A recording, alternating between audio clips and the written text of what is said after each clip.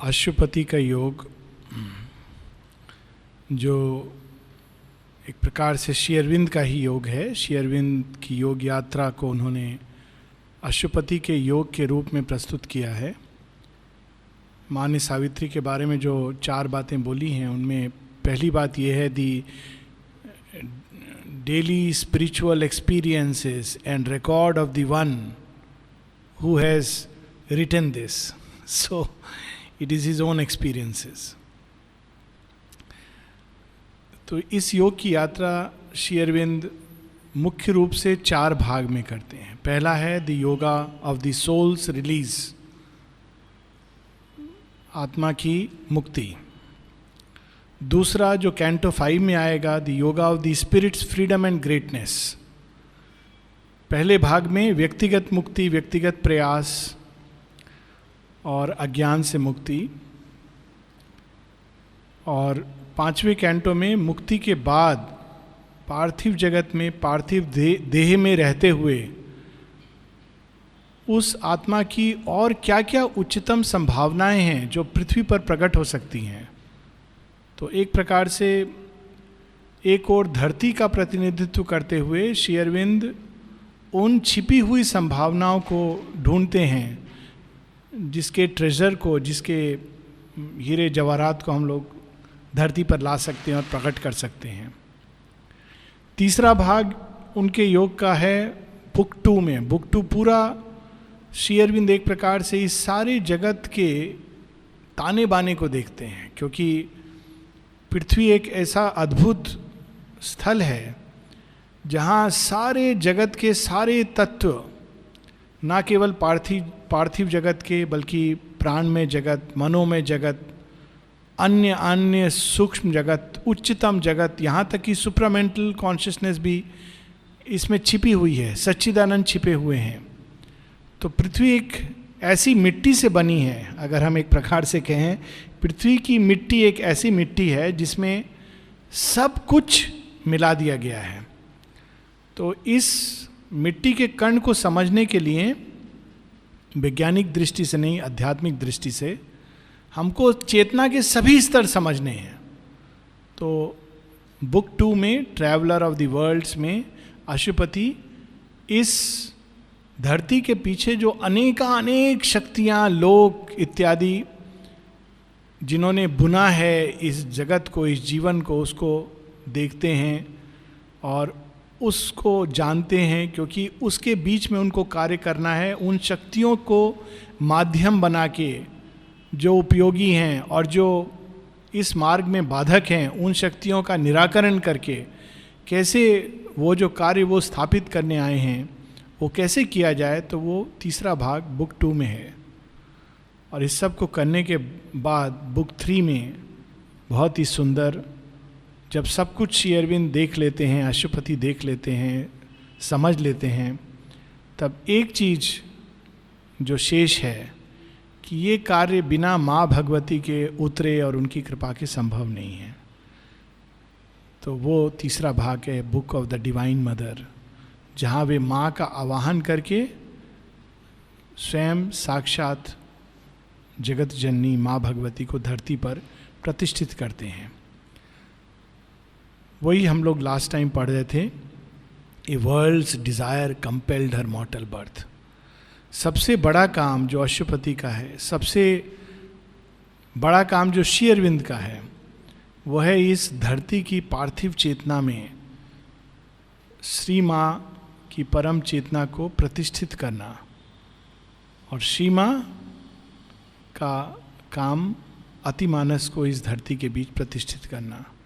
हम लोगों का काम माँ श्री अरविंद के प्रति खुलना। तो उन्होंने हमारे लिए बहुत सहज कर दिया है काम। इस योग यात्रा को हम लोग प्रथम सोपान को पढ़ रहे हैं, the yoga of the king, the yoga of the souls release.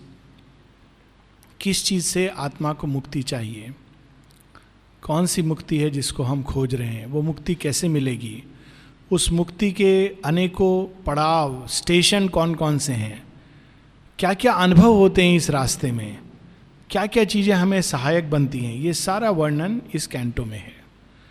परंतु सबसे पहली चीज ये क्लियर होनी चाहिए कि मुक्ति किस चीज से। जब हम लोग मुक्ति की बात सोचते हैं तो चूंकि हम इंद्रियों के जगत में ही घूमते हैं, तो हमको लगता है मुक्ति का अर्थ है बाहर के चीज़ों से मुक्ति, लोगों से मुक्ति, चीज़ों से मुक्ति, वस्तुओं से मुक्ति। लेकिन मुक्ति का मौलिक अर्थ ये नहीं है। चीज़ें हमको नहीं बांधती हैं, लोग हमको नहीं बांधते हैं। ये हमने जगत के साथ जो अज्ञान से संबंध जोड़ा है, अज्ञान के लेंस से हम स्वयं को देखते हैं और अज्ञान के लेंस से संसार को देखते हैं, ये बंधन है। और उस अज्ञान से मुक्ति, सोल्स रिलीज फ्रॉम इग्नोरेंस, ये पहला चरण है। और जब हम बाहर की सब चीज़ों से भी मुक्त हो जाएं, कोई व्यक्ति अपने को एकदम संन्यास ले ले, हिमालय में चला जाए, तो भी वो बंधन में बंधा रहता है। और ऐसी अनेकों अनेक कहानियाँ हैं। यहीं पर हम लोगों ने जड़ भरत की कहानी पहले सुनी है। कभी कभी हम अपने मन के फॉर्मेशंस में बंद रहते हैं। हमारे मन के अनेकों आइडिया, ये ऐसे है वैसे है, हमको पता भी नहीं चलता कि हम उस फॉर्मेशन, उस प्रिजन के अंदर बंद हैं और श्वास ले रहे हैं बहुत सीमित प्रिजन में, हालांकि हम बाहर सब चीज़ों से अलग हो गए हैं। कभी कभी व्यक्ति अपने ही अहंकार में पूरी तरह धंस जाता है और उसके ऊपर कोई प्रभाव नहीं होता कि बाहर क्या हो रहा है, और वो सोचता है मैं मुक्त हूँ, अनटच्ड हूँ, लेकिन वो अपने अहंकार में बंधा हुआ है। तो ये, इसके लिए बहुत सिंसेरिटी चाहिए। एक छोटा सा, दो छोटे उदाहरण हैं कि मुक्ति का क्या सही अर्थ होता है। श्री अरविंद और स्वामी विवेकानंद दो ऐसे योग दृष्टि से रहे हैं जिनके बारे में कोई भी कहीं डाउट नहीं कर सकता कि वे मुक्त नहीं थे। श्री अरविंद के जीवन का एक उदाहरण है। श्री अरविंद पांडिचेरी आने के बाद भी कुछ वर्षों तक सिगार का सेवन करते थे। तो एक बार जब गांधी जी के बेटे उनसे मिलने आए, देवदास गांधी, तो उन्होंने, जब इंटरव्यू हुआ तो उन्होंने देखा श्री अरविंद सिगार का सेवन कर रहे हैं। तो देवदास गांधी ने श्री अरविंद से पूछा, sir why are you attached to smoking? आप स्मोकिंग से अटैच्ड क्यों हो? श्री अरविंद का उत्तर था, why are you attached to non smoking? बहुत गहराई का उत्तर है। ये एक एनेक्डोट कितना कुछ सिखाता है हमको। We can be attached to an idea. What is the idea? कि if somebody is smoking, he is attached. If somebody is smoking, he is bad. If somebody is smoking, he is not free. All these are ideas and concepts. Shri Aurobindo ने एक छोटे sentence में उसको धाराशायी कर दिया। अब ये सच है कि हम लोग इस सेंटेंस को यूज कर सकते हैं अपनी वृत्तियों को जस्टिफाई करने। अब यहाँ पर भेद ये कि श्री अरविंद ने छोड़ा कैसे। माता जी श्री अरविंद से कहती हैं, you know the boys are following you. लोग तो ये नहीं समझ पा रहे कि कौन सी उच्च चेतना में श्री अरविंद पूरे ब्रह्मांड का विष पी जाएं। शिव जी कालकूट पी करके भी उनको एक हल्का सा स्टेन होता है यहाँ पर। तो श्री अरविंद किस किस चीज़ों पे काम करना और पूरे सृष्टि का विष पी जाए तो उनको प्रभाव नहीं होगा, लेकिन जो साधारण लोग हैं जो उनके साथ साथ चल रहे हैं, पीछे खड़े हैं, माँ कहती हैं it is, they are not, they don't understand and they are having a, they are following the example. और साथ में माँ कहती हैं कि मुझे इसके प्रभाव को दूर रखने के लिए योग शक्ति का प्रयोग करना पड़ता है। That touch Shri Aurobindo said, is it? All right, खत्म, गॉन। ये नहीं कि अच्छा मैं कम करूंगा, 4 दिन बाद छोड़ूंगा, gone. Next, no next cigar, no next smoking. That is true freedom, divine freedom. दूसरी कहानी स्वामी विवेकानंद की है। ये कहानियाँ केवल इसलिए कि हम लोग अपने पूर्व धारणाओं से बंधे होते हैं कि योग क्या है, असली अध्यात्म क्या है। अध्यात्म, धार्मिकता और नैतिकता में यही अंतर है। नैतिकता आवश्यक है मनुष्य के अज्ञान में, लेकिन वो एक सीमाओं में बंधी है। धार्मिकता आवश्यक है हमारे ज्ञान में, लेकिन धर्म भी सीमाओं में बंधा है।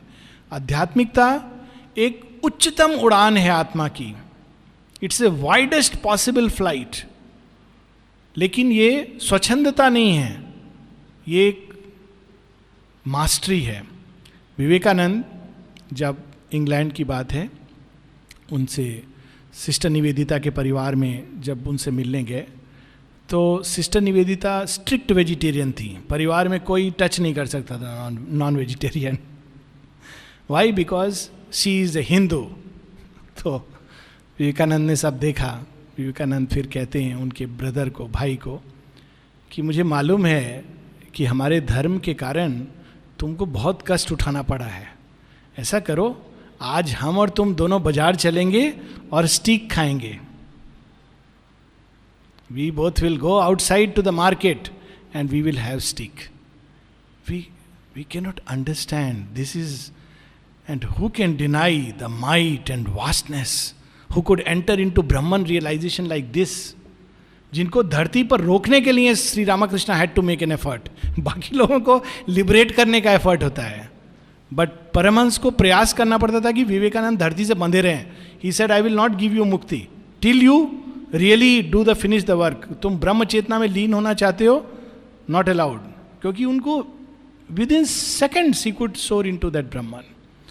सो here we see the yoga of the souls release from ignorance, अज्ञान. एक अज्ञान से जो जगत के साथ और हमने अपने साथ संबंध जोड़ा है, उससे मुक्ति. वो क्या है, यहां उसका रूप दिखा रहे हैं श्री अरविंद. लास्ट टाइम कुछ पंक्तियां हम लोगों ने पढ़ी थी. अशुपति का परिचय. कौन है अशुपति? वो उच्च लोकों से आए हैं. स्वेच्छा से उन्होंने ये पार्थिव बंधन स्वीकार किया है. स्वेच्छा से उन्होंने मृत्यु के द्वार से जाना स्वीकार किया है, जिसको हम जन्म कहते हैं. माता पुस्तक में कितनी सुंदर लाइन है. Through the portals of birth which is a death.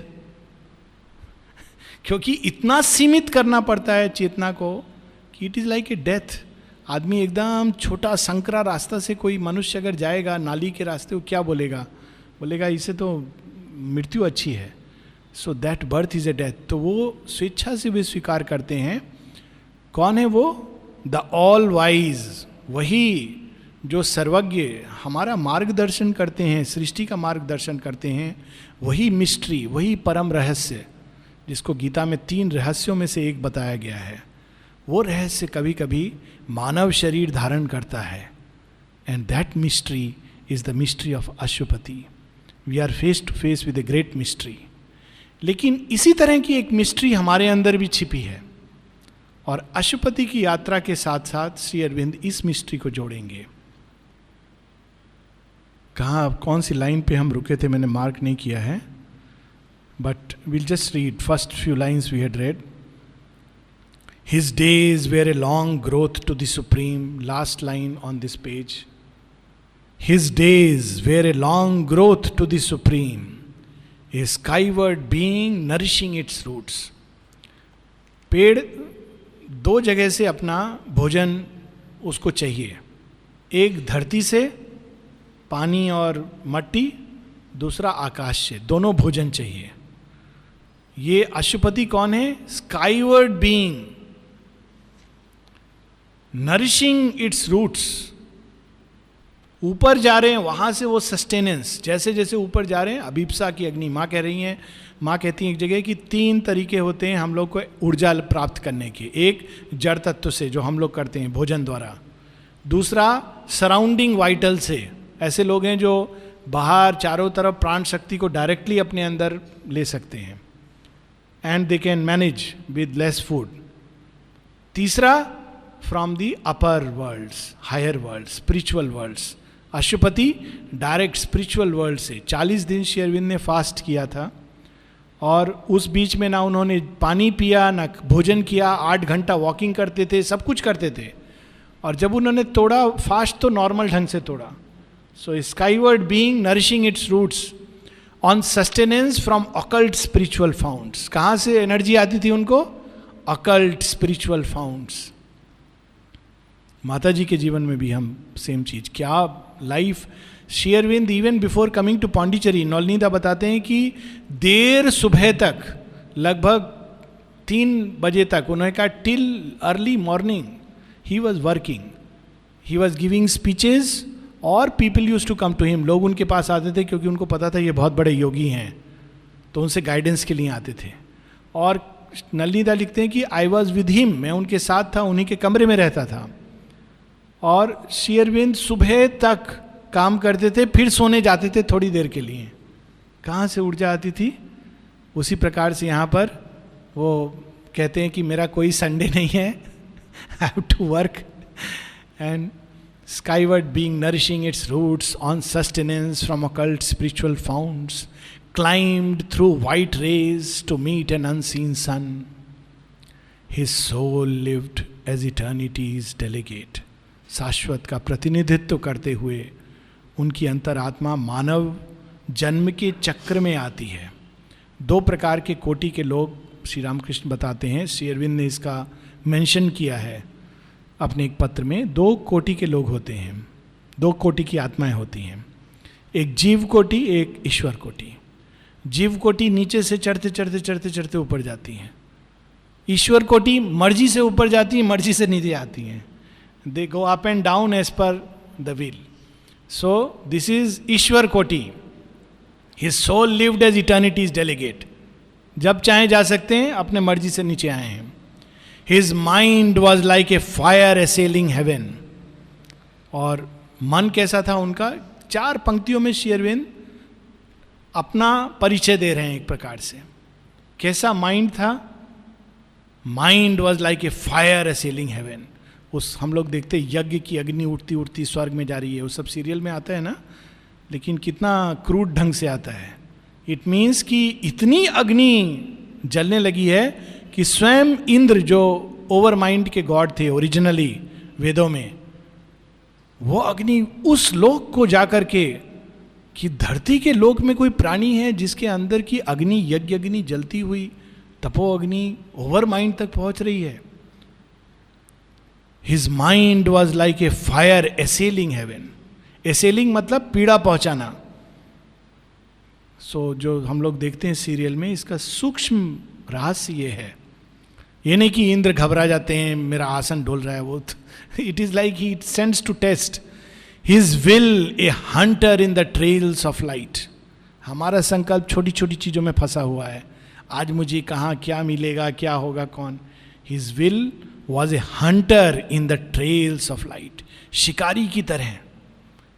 वेदों में जो अंतर्भास की देवी हैं उनको Sharma, hound of haven. Hound एक ऐसी जाति का कुत्ता होता है जो शिकारी लोग यूज करते हैं। क्यों? वो बहुत दूर, घ्राण शक्ति इतनी तेज होती है कि एकदम पता चल जाएगा उसको कि 400 गज दूर, 1 मील दूर क्या चीज है, और वो बता देता है। इतना उसके अंदर पावर होती है जानने की, इसलिए अंतर्भास से उसका कंपैरिजन किया गया है। और एक अंग्रेजी के कवि रहे हैं फ्रांसिस थॉमस, उनकी एक कविता है द हाउंड ऑफ हेवन। तो उसमें वो बताते हैं किस प्रकार से भगवान पीछा करते हैं मनुष्य का, ताकि उसके अंदर जो प्रकाश छिपा है उसको वो निकाल सके। तो बहुत सुंदर वर्णन है, श्री अरविंद ने इस कविता को बहुत अप्रिशिएट किया है। His will a hunter in the trails of light. An ocean impulse lifted every breath. एक एक श्वास कैसे चलती थी? मानो साक्षात महाप्रज्ञा का महासमुद्र, वो महाप्रताप जो पृथ्वी के पीछे है, एक एक श्वास में समाया हुआ है। Each action left the footprints of a god. एक एक चरण जो उन्होंने जहाँ जहाँ रखे, इट वॉज लाइक भगवान की, देवता की छाप वहाँ पड़ गई, एक ऐसी छाप जो मिट नहीं सकती। और रियली श्री अरविंद का हम action, sometime else we should talk about it, कि श्री अरविंद के एक एक एक्शन, इवन माता जी के, हैज लेफ्ट ए छाप जो अभी तक उसके रिपरकशन हम लोग देख रहे हैं। Each moment was a beat of pusa wings. Pusa जैसे राजाओं, ग्लोरी, ग्लोरियस विंग्स, जो पक्षियों में जो सबसे ताकतवर उच्चतम उड़ान भरने वाला पक्षी होगा, उस प्रकार से पंख लगा के उनकी आत्मा उड़ने वाली एक एक क्षण, each moment was a beat of प्यूजा wings. This the little plot of our mortality touched by this tenant from the heights became a playground of the living infinite. क्या अंतर है पौंडीचेरी की भूमि में और संसार की किसी मिट्टी में? वही मिट्टी है, वही हवा है, कोई दूसरा हवा नहीं है. But touched by the grace, what it has become, a playground of the living infinite. कि आज तक थोड़ी सी ग्रहणशीलता और व्यक्ति महसूस करता है. माँ ने कहा है this place is surcharge with those vibrations. How many of you feel it? Touched by this tenant from the heights. यहाँ तक कि लोग कोसेंगे, बोलेंगे यहाँ मुश्किल है, सब कुछ कठिन है, लोग ऐसे हैं, खाना ठीक से नहीं मिलता है, ये प्रॉब्लम वो प्रॉब्लम. बोलो अच्छा ठीक है आप छोड़ के चले जाइए. नहीं नहीं नहीं, ये आप जाइए, हम क्यों जाएंगे? सब प्रॉब्लम है. सुबह से रात तक उनका प्रॉब्लम का लिस्ट है, लेकिन बोला आप छोड़ के चले जाइए. नहीं, हाउ वी कैन गो? आपने ऐसा किसे बोल दिया? This is because something in us feels. What is that? This the little plot of our mortality. What is the significance of Pondicherry? The little plot of our mortality touched by this tenant from the heights became a playground of the living infinite. अब ये जो यात्रा, इसको अशुपति की पूरी यात्रा अज्ञान से मुक्ति के पहले श्री अरविंद समरी के रूप में हमारी यात्रा को उस चरण तक ले जाएंगे जहाँ पर अशुपति ऑलरेडी पहुँच गए हैं. तो ये जो पीछे बैकग्राउंड है वो आप बता रहे हैं. दिस, यहाँ से एक नई गति, नया छंद, नया ताल शुरू होता है. सावित्री में ऐसे कई सब पैसेजेस हैं. This bodily appearance is not all. क्योंकि कोई कहेगा ये सब आप क्या बात कर रहे हो, अशुपति तो जैसे हम लोग की तरह 2 आँख, नाक, मुंह सब तो वही है. आप इतना अंदर में ocean impulse lifted every breath, each action left the footprints of a god. ये किस चीज की बात कर रहे हो आप? तो यहाँ प्रारंभ हो रही है एक नई सत्य रहस्य उद्घाटन. ये पहला रहस्य. दूसरा रहस्य क्या है? This bodily appearance is not all. जब तक हम इस चीज को नहीं पकड़ लेते, आगे योग की बात करना ही व्यर्थ है. पहली चीज जो योग में हम सीखते हैं, पहली चीज जो जीवन हमको सिखाता है, या रादर आखिरी चीज जो जीवन सिखाता है और पहली चीज जो योग सिखाता है, वो ये कि appearances are not the truth. जो दिखता है वो सच नहीं होता बहुत बार, और जो सच होता है वो दिखता नहीं है. This bodily appearances is not all. The form deceives, the person is a mask. Person शब्द का ही अर्थ होता है मास्क. पर्सोना लैटिन वर्ड है, इसका अर्थ है मास्क. तो पर्सन इज ए मास्क. हम कहते हैं हम इससे मिले, उससे मिले, हम केवल मुखौटों से मिले. The person is a mask, the form deceives. फिर सच क्या है? Hid deep in man celestial powers can dwell. देव शक्तियां मनुष्य के अंदर छिपी हुई हैं. जब अर्जुन कहता है क्या 13 साल का जंगल में जाना है, 12 साल फिर अज्ञातवास, क्या करेंगे, लकड़ी काटेंगे, ये भी क्या अन्याय है? तो कृष्ण बोलते हैं अन्याय नहीं है, बिल्कुल ठीक हुआ है. तुम लड़ना चाहते हो दुर्योधन, कर्ण, ये सबसे, क्या शक्ति तुम्हारे पास? ठीक है तुम तीर धनुष चला लेते हो, उनके बराबर चला लेते हो, पर जब भीष्म, द्रोण, कर्ण, स्वयं दुर्योधन, कृपाचार्य, अश्वत्थामा, द्रोणाचार्य ये सब खड़े होंगे, तुम क्या करोगे? दिव्य शक्तियों का अर्जन करो, तप करो.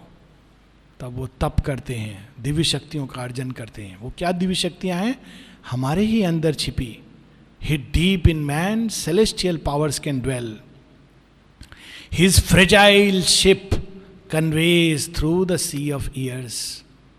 ये देह यात्रा, शरीर यात्रा, शरीर का यहाँ वर्णन उपनिषद में, शरीर का वर्णन एक रथ के समान किया गया है. ये रथ है और इसके अंदर जो बैठा है आत्मा, वो रथी है जो जा रहा है, और साक्षात भगवान सारथी हैं. तो जो कृष्ण अर्जुन का जो वो है, तो ये जो यंत्र, ये शरीर जो यंत्र है या रथ है, उसको यहाँ पर श्री अरविंद कहते हैं शिप. एक जहाज है जो काल के समुद्र से ले जा रहा है. किसको ले जा रहा है? His fragile ship conveys through the sea of years an incognito of the imperishable. Incognito कौन है? जिसका ना कोई नाम है, ना पता है, ना पहचान है, आइडेंटिटी कार्ड नहीं है. पूछेंगे आप कौन है? हाँ नहीं जाना, आपको कभी देखा नहीं, आपको आश्रम में मिले नहीं, हम तो कभी नहीं आए, आप वहाँ रहते नहीं, हम नहीं, आप कहाँ क्या काम करते हैं, नाम आता पता कुछ तो बताइए. नहीं, हमारा कोई पता नहीं है, हमारा कोई नाम नहीं है. इनकॉग्निटो, जिसका कोई पहचान नहीं. हमारे इस जहाज में एक कभी नष्ट नहीं होने वाला एक ऐसा व्यक्ति बैठा है जिसका कोई पहचान नहीं है, जिसको हम जानते नहीं, पहचानते नहीं. पूरा जहाज नष्ट हो जाएगा, वो नहीं नष्ट होगा. Incognito of the imperishable. लेकिन उसके पास ना टिकट है, ना वीज़ा है, ना पासपोर्ट है. उससे कोई पूछेगा आप कैसे आए? बोले मैं तो ऐसे आता जाता रहता हूँ, ये जहाज से हटा दोगे मैं दूसरे पर चला जाऊंगा. I move freely. A spirit that is a flame of God abides, a fiery portion of the wonderful. चैत्य सत्ता का वर्णन है. अंतः शरीरे ज्योतिर्मयो ही शुभ्रो यम पश्यन्ति ऋतः क्षीण दोषा. अंगुष्ठ मात्र पुरुष हमारे अंदर विराजमान है. कैसा है देखने में? A flame, A spirit that is a flame of God abides. एक ज्योति शिखा के रूप में. अंतः शरीरे ज्योतिर्मयो ही शुभ्र, शुभ्र ज्योति के रूप में. A spirit that is a flame of God abides, a fiery portion of the wonderful. आश्चर्यवत पश्यति कश्चिदेनम. वो जिसको आश्चर्य का भी आश्चर्य है, सबको आश्चर्य में डाल देने वाला वंडरफुल, उसी का एक अंश, ममय वांश हमारे अंदर बैठा हुआ है. क्या कर रहा है वो? Artist of his own beauty and delight. अपने लिए एक सुंदर अद्भुत संसार की रचना कर रहा है बैठा बैठा. बाहर अभी प्रकट नहीं हुआ है, पर अंदर उसके स्वप्न हमेशा सुनहले हैं. हमारे बाहर मन की तरह उसके दुस्वप्न नहीं है, कल क्या होगा, ये हो जाएगा, वो हो जाएगा. उसके स्वप्न हमेशा दिव्य हैं. इमॉर्टल इन अवर मॉर्टल पॉवर्टी. जो कुछ मर्त है वो क्या पाने योग्य है? बड़ी सुंदर सावित्री में लाइन है आगे चलकर. All is too little that the world can give. संसार, its knowledge and power are the gifts of time and cannot fill the spirit secret thirst. हमारी जो प्यास है उसको संसार की क्या वस्तुएं पूरा कर सकती हैं? तो यहाँ पर उस भाव को इमॉर्टल इन अवर मॉर्टल पॉवर्टी. यदि व्यक्ति मृत्यु के पाश में बंधा है, अज्ञान के पाश में बंधा है, तो सब कुछ होते हुए भी वो गरीब है. पॉवर्टी. असली संपदा आंतरिक है. This sculpture of the forms of the infinite, यही अपने लिए नाना रूपों की रचना करता है. आज इस रूप में आता है, कल किसी और रूप में आएगा. आज इस स्थान में पैदा होगा, कल कहीं और पैदा होगा. ये रचना करता है. हम कहते हैं माता पिता ने की कुछ परसेंट कंट्रीब्यूशन. It decides. शेरविन कहते हैं the psychic presides over the form. Even it can shape the form. जब डेवलप हो जाता है तो इवन भौतिक शरीर कैसा होगा उसकी रचना कर सकता है. It can go to that extent. यहाँ सभी शरीरों की, सभी फॉर्म्स की, this sculpture of the forms of the infinite, this screened unrecognised inhabitant, जिसको कोई नहीं पहचान पाता, लेकिन जो रहता है हमारे घर में, इस देह में. Initiate of his own weld mystery. अनेकों अनेक रहस्य इसके अंदर छिपे हैं जिसको वो कालांतर में उद्घाटित करता है. Initiate of his own veiled mysteries, hides in a small dumb seed his cosmic thought. संसार में सबसे बड़ा मिरेकिल क्या है? आजकल टीवी पर एक वो चल रहा है कि किसी ने मुंह से शिवलिंग निकाला, किसी ने हाथ में रिंग ला करके दे दिया, ये मिरेकिल है. तो एक जादूगर आया, उसने चैलेंज किया, बोला मैं इससे भी बड़ा मिरेकिल दिखाऊंगा. एक्चुअली टीवी पर ये प्रोग्राम आ रहा था. तो उसने क्या किया, एक लड़की को एक प्लेटफॉर्म पर ले गया. एक क्षण के लिए पर्दा गिरा और पर्दा उठाया विद इन ए सेकेंड, और वहां लड़की की जगह एक नागिन थी. कहता है देखो मैंने इसको पूरा नागिन में बदल दिया. कहता है लेकिन ये कोई मिरेकिल नहीं है, मैं तो जादूगर हूं. लेकिन it's a living miracle, greater miracle than creating non living objects. लेकिन ये सब मिरेकिल नहीं है. सबसे बड़ा मिरेकिल क्या है? एक छोटे से बीज में जो हम रोज देखते हैं पूरा वृक्ष कैसे समाया हुआ है. कभी हमने सोचा है इस बात को कि एक छोटा सा बीज है, निर्जीव ऐसे पड़ा हुआ है, और उसके अंदर पूरा एक बरगद का पेड़ निकल जाएगा. क्या मिरेकिल है ये?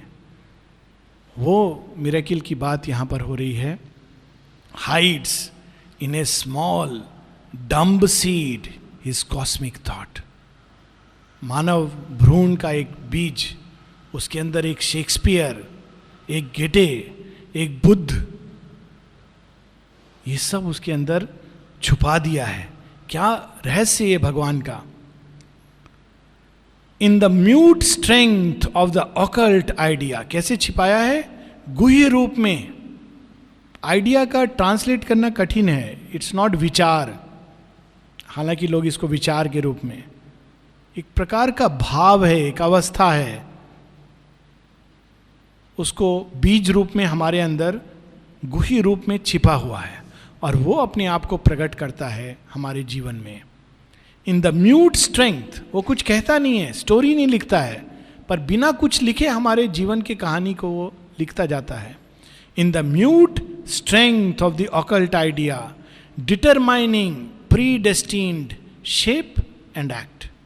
हम कहते हैं अरे उसके कारण ये हुआ. ये ज्ञान है. ज्ञान की दृष्टि खुलती है तो हम कहते हैं हमने इस रास्ते से जाना स्वीकार किया, हमने ये कठिन परिस्थिति जानबूझकर अपने ऊपर ली. कोई कहेगा मूर्ख हो जो ऐसा परिस्थिति लिया, तो चैत्य सत्ता बोलेगी जो बाहरी दृष्टि से मूर्खता लगती है, अंदर से वही सबसे बड़ा ज्ञान होता है. श्री अरविंद एक जगह कहते हैं it is better to err means make mistake, hearing the voice of your soul.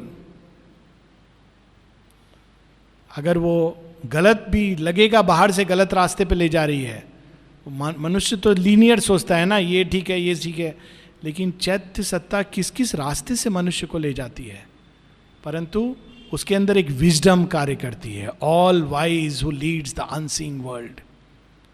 और यहाँ पर उसका एक छोटा सा परिचय, आगे इसको बहुत विस्तार में इस ज्ञान को श्री अरविंद बताएंगे.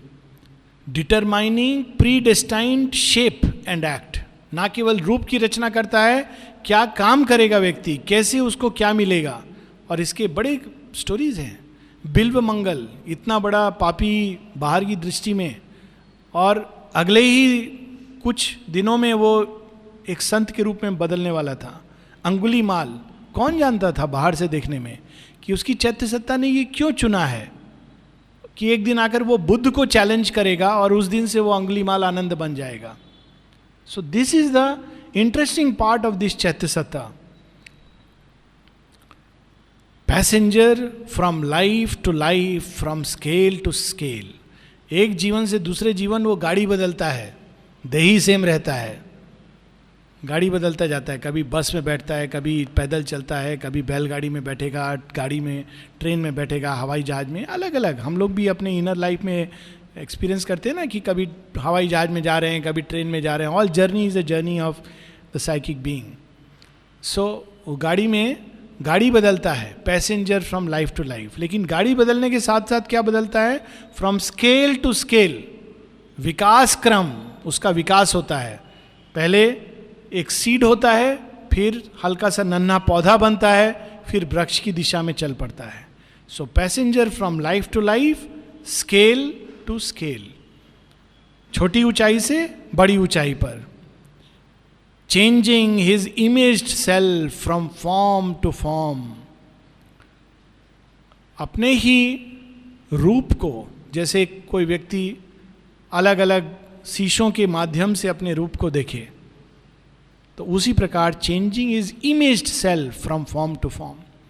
जब वही चैत्य स्फुलिंग अपने को कीड़े के रूप में देखता है तो कहता है ये मेरे योग्य नहीं है, after all I am divine, divine child. बदलता बदलता फिर धीरे धीरे वो बीस्ट बन गया, बंदर बन गया, पशु बन गया, पक्षी बन गया, ठीक है, ये भी ठीक नहीं है।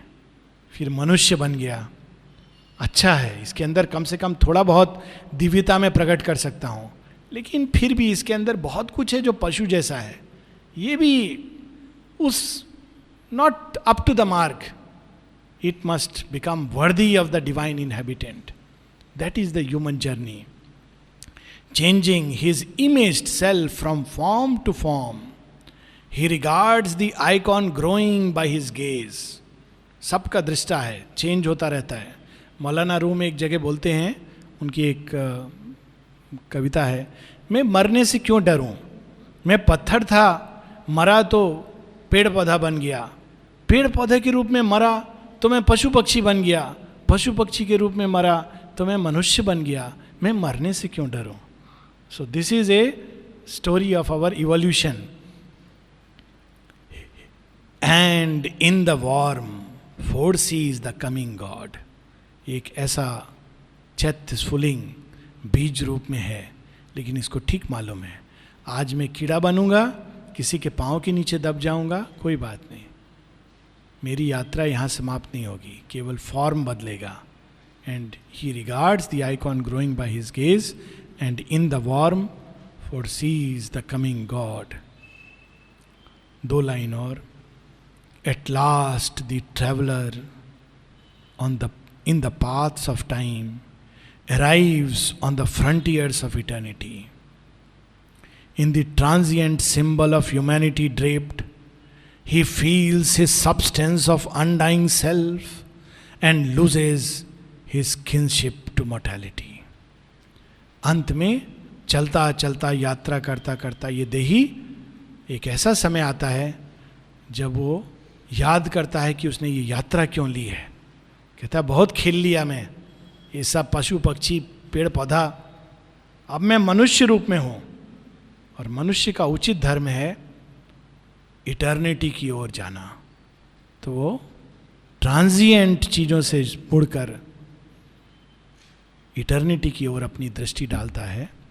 दैट इज द फ्रंटियर, जहाँ पर एक समय हमारी चैत्य की यात्रा पहुँचती है, and that is the real beginning of yoga. जब हम मनुष्य के रूप में जो देही है वो ये भाव लेने लगता है कि ये मनुष्य रूप किस लिए है, और ट्रांजिएंट चीज़ों की, सीमित वस्तुएं, सीमित सुख दुख, उसके स्थान पर साक्षात शाश्वत का आनंद, शाश्वत ज्ञान, उस प्राप्ति की ओर जब वो देखने लगता है, then he arrives at the frontiers of eternity. ये मानव यात्रा है, इसको और आगे चल के श्री अरविंद अश्वपति के योग से कनेक्ट करेंगे नेक्स्ट वीक।